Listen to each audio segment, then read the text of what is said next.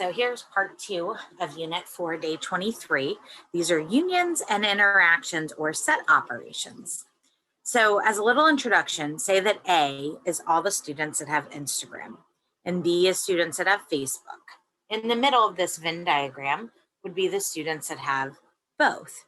These are also called set diagrams or logic diagrams. But if we look at all these, a union would be the ones that have either or both.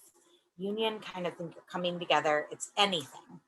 So the union would be anything in A, anything in B, and the students that had both. The cardinality would then be, well, how many are using either one? How many are in A and B? Intersection is, think of a car or road. It's just where you're intersecting. So it's in the middle of the Venn diagram. So it would represent the students using both. Cardinality then could also say how many are using neither. That would be the outside. That would be the complementary set. And then how many students are there total would be everyone using Instagram, Facebook, both, and neither. Always make sure you include any that aren't in the sets when you're looking at those questions. So just a little intro to Venn diagrams. All right, so as we keep going,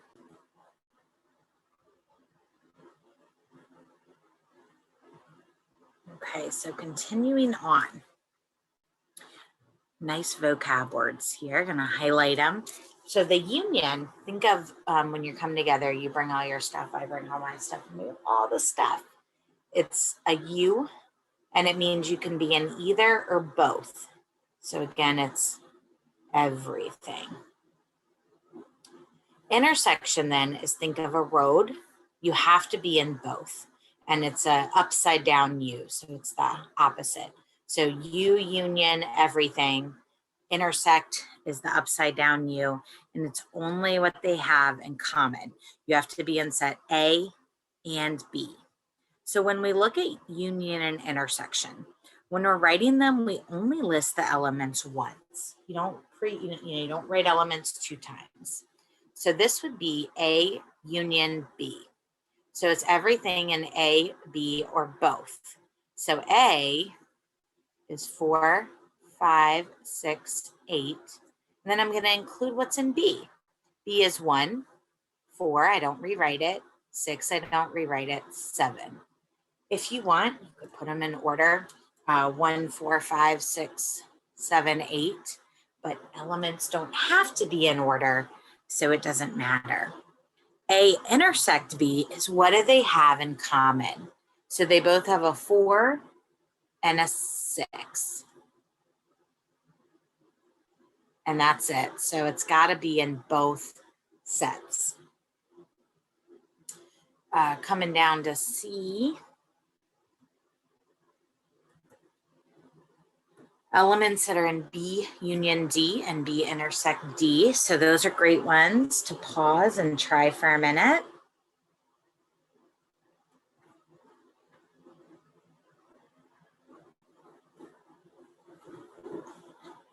So B union D would be, let me list B, 1, 4, 6, 7. And then D also has 8, 9, 10. Now, as I was listing those, they didn't have any that I said, oh, I don't need to write twice. So they actually don't have anything in common.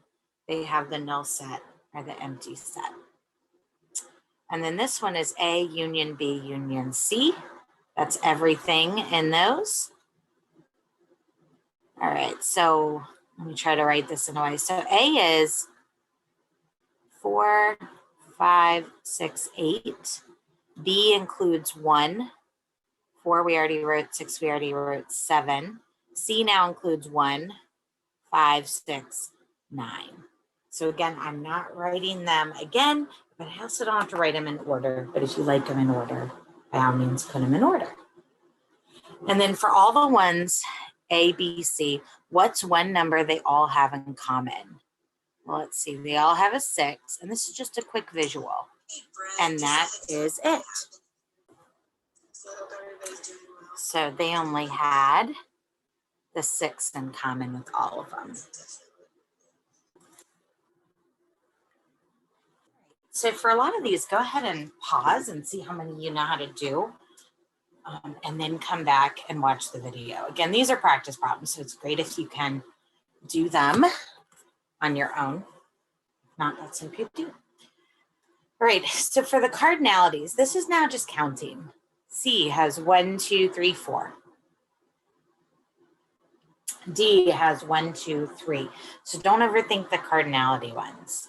How many were in all of them? 1, 2, 3, 4, 5, 6, 7. And how many were in common was just one element. So again, as long as you know that notation, that one isn't too bad. Okay, then if we keep going, find and list the elements here. So it helps that we already have done some of these, or if not, you go order of operations. So B union C is everything in B and C. Then it's A intersect. So it's what does A have in common with those? There's a 4. Yep. There's a 5. Yep. 6. Yep. No 8. So it's going to be, for this one, 4, 5, and 6 is what I checked. And then this is A intersect B. So we did that one. So let's actually write that up. That was 4 and 6. And then we're unioning it with C. So union means we're now going to write all of the elements.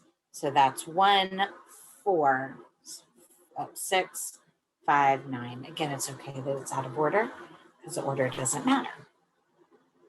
Okay, when I go for A intersect B complement, it might be helpful to figure out what B complement is first and really write this out. So B complement is everything in the universal set, not in B. So it's going to be 2, 3, 5, 8, 9, and 10. So then A was 4, 5, 6, and 8. Okay, so what they have in common, or when we intersect them, are 5 and 8. And then again, pause if you feel like you know how to do the next one. Otherwise, keep rolling. A complement, you would want to go ahead and write it out. It's 1, 2, 3, 7. Oh, the pen is not loving that. And then intersect with B, where B was 1, 4, 6, 7. Grabbed it from the top. Oh. So what they have in common is 1 and 7. And then this one would be, what do they both have in common? And the answer ends up being 2, 3, 7, and 10.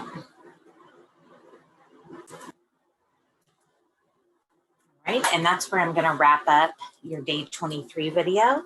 You have 2 more practice problems, and then I am also posting the key. So good luck with all of your sets and logic, and have a wonderful day.